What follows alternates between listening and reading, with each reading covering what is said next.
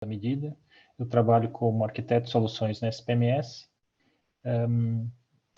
E vou tentar explicar um bocado sobre como é que nós conseguimos fazer serviços específicos para aplicações. Bom, nossa agenda é dividida em 4 pontos. O ciclo de vida de desenvolvimento de software, uma rápida introdução sobre desenho, implementação e execução, conceito geral de microserviços, como dividir capacidades e desenho de serviços à medida. Do ponto de vista de ciclo de vida de software, normalmente as aplicações são feitas o processo de desenvolvimento de software é dividido em 3 fases. Uma fase de desenho, uma fase de implementação e uma fase de execução. A fase de desenho, normalmente, onde são identificadas as necessidades de negócio, as regras de negócio e as oportunidades de evolução nesse processo de desenvolvimento de software e a definição de quais serão os componentes da aplicação e quais são as funcionalidades necessárias e obtidas através de que componentes da aplicação. Em sequência, normalmente, do desenho, temos a implementação e a execução, onde a implementação é a codificação, mecanismos, aplicações de computador ou dispositivos periféricos, e a execução da aplicação em termos de utilização da aplicação no terreno pelos utilizadores. Esse processo de 3 fases é normalmente utilizado em forma de ciclos mais longos, como normalmente abordagem, desenvolvimento de aplicações em waterfall, que definem os ciclos de meses ou até de anos, e em outros casos podem ser utilizados ciclos mais curtos, onde nós definimos, desenhamos, implementamos, colocamos em execução os componentes desenvolvidos em períodos de 2 semanas, como são as sprints em utilização da metodologia Scrum. Da mesma forma como nós temos do processo de ciclo de vida, fases do ciclo de vida, nós também temos o objetivo, a natureza da manutenção ou do desenvolvimento que está sendo feito. Por exemplo, a evolução, o desenvolvimento pode ser feito no âmbito de evolução tecnológica, nós vamos desenvolver uma nova funcionalidade, uma nova capacidade, ou podemos fazer esse desenvolvimento no âmbito de manutenção, correção de erros, ou adaptação a novas leis, mudanças de comportamento do negócio, ou oportunidades que apareçam. Então, depende muito se esse processo vai ser de criação de novas capacidades ou de manutenção das capacidades existentes. E da mesma forma, o processo de ciclo de vida também está orientado à topologia das equipes que trabalham no projeto. Por exemplo, podemos ter em casa algumas equipes que são muito especialistas em algumas áreas de negócio, por exemplo, registros clínicos ou identificação do utente, são aspectos complexos e profundamente utilizados dentro das instituições de saúde, assim como a equipe pode ser orientada pela tecnologia, pode ser uma equipe especialista numa linguagem de programação, ou uma tecnologia como o machine learning, ou registros eletrônicos, ou alguma outra tecnologia que se possa ser necessária no processo de implementação. Essa divisão da tipologia das equipes também define, de certa forma, o que essa equipe consegue fazer dentro do projeto versus a agilidade que ela vai ter na obtenção ou no processo de desenvolvimento de uma nova funcionalidade que necessite uma tecnologia específica. Atualmente falamos muito sobre microserviços, mas microserviços é um conceito do ponto de vista de implementação. O conceito de microserviços permite um maior paralelismo e independência no processo de desenvolvimento dos componentes, sendo que, por exemplo, cada peça ou cada componente a ser entregue pode utilizar intrinsecamente uma tecnologia diferente. Eu posso ter um componente escrito em Java, um outro em Golang, uma outra linguagem de programação, e consigo que eles convivam no mesmo conjunto de componentes da aplicação sem entrar em conflito. Esse termo de microserviços é utilizado no âmbito de representação na unidade de disponibilização de software. Ou seja, cada vez que se faz uma entrega de algum desenvolvimento feito, se faz, então, nesse formato de microserviço. O microserviço é que nos viabiliza a entrega em várias partes, que são esses microserviços, e normalmente são representados através de um container Linux, que tem as capacidades intrínsecas de ser escalável. Nós podemos ter 1, 2, 3 ou mais containers. Ele é reinicializável.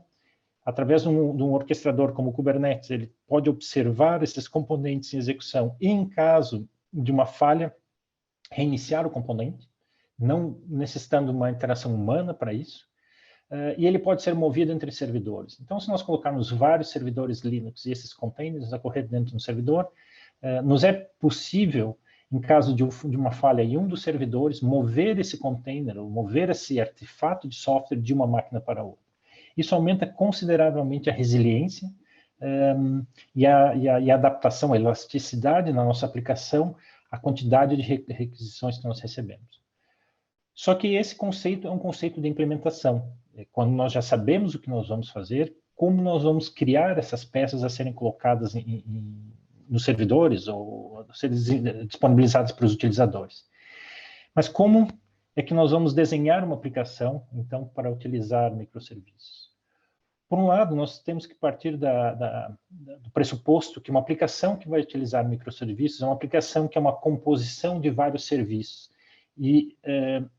ou capacidades. Ela não vai ser um monolito, ela não vai ser uma peça inteira, mas sim várias peças que evoluem independentemente e permitem a reutilização dessas peças por várias outras aplicações, que são os tais microserviços. E também o processo de desenho de uma aplicação em microserviços nos permite a escalabilidade, não só do ponto de vista de execução, ou seja, conseguir ter vários componentes em execução, mas poder ter também várias equipas no processo de desenho e implementação da aplicação.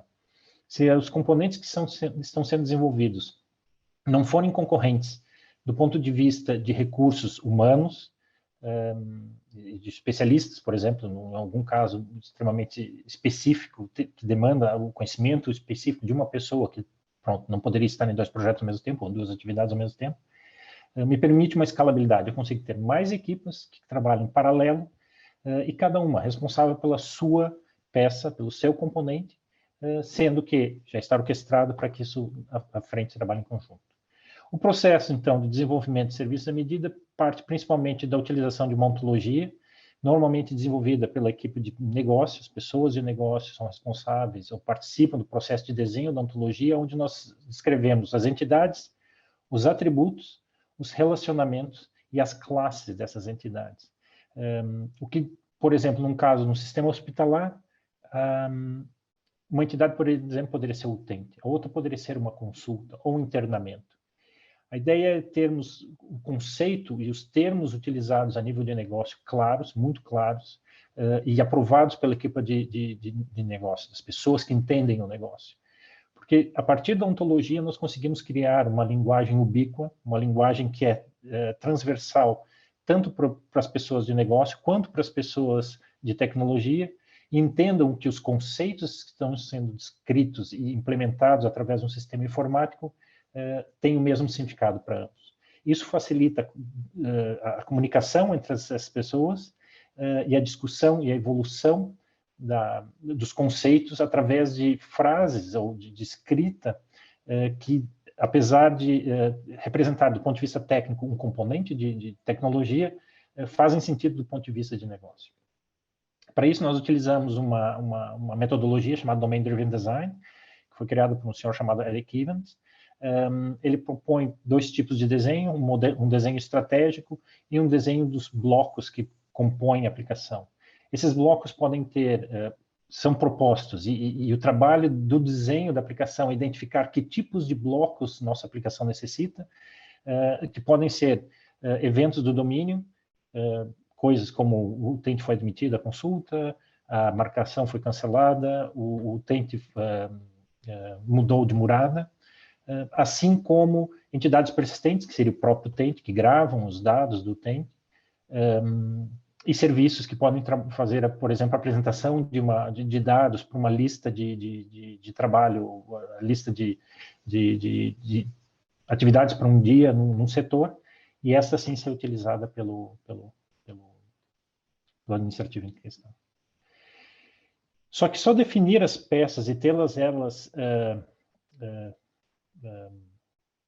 claras, não é suficiente para o processo de desenvolvimento. Normalmente, então, precisamos, além do processo de desenho, através do Domain-Driven Design, a criação de contratos. Os contratos fazem com que os componentes desenhados, os componentes que estão a ser considerados no processo de desenvolvimento, tenham uma apresentação formal e descritiva de quais são as exposições que essa aplicação tem, o que ela aceita como comandos e o que ela retorna como resultado das operações feitas.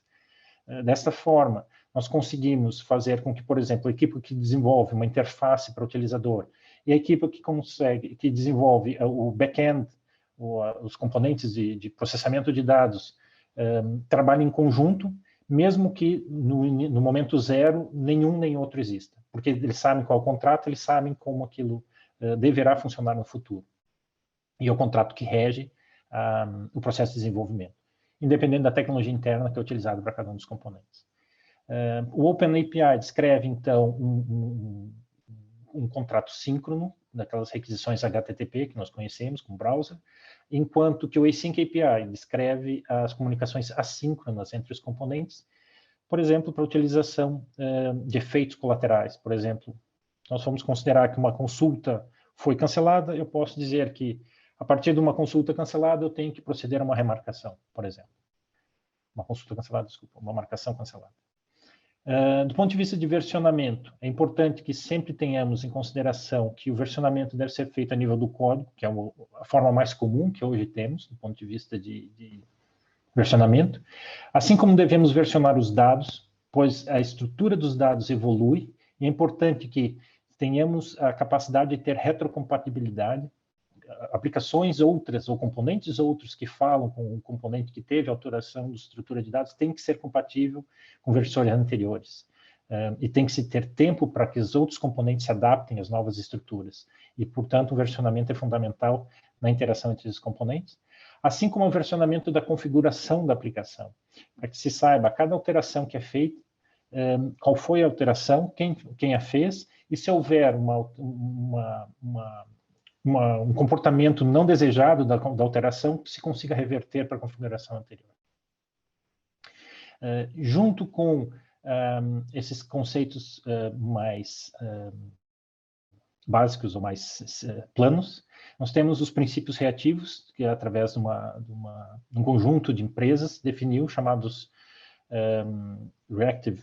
chamada Reactive Foundation, e esses princípios reativos nos alertam para comportamentos como previsão de falhas, garantia de resposta, independente de falha ou não, garanta que se faça o desacoplamento em tempo do processamento de coisas, se faça o desacoplamento no espaço entre servidores, se não é tudo necessário correr no mesmo servidor, pode ser dividido em vários servidores, e assim a gente consiga ter uma capacidade de resolução de problemas e uma resiliência com falhas maior. Bom, como conclusão, então, podemos observar que o trabalho com microserviços nos permite um maior paralelismo e autonomia das equipes, maior reutilização de componentes e maior responsabilidade é necessária por parte dos elementos, pois a estabilidade dos contratos nos obriga a que uma mudança brusca ou drástica de uma dos componentes da aplicação não quebre as outras aplicações que dependem dela. Então, a coordenação entre as equipes e a coordenação entre o processo de desenvolvimento de cada um dos componentes é requerido para que isso não venha a ser um problema ao invés de uma solução. De uma forma geral, era isso. Eu agradeço a atenção e muito obrigado.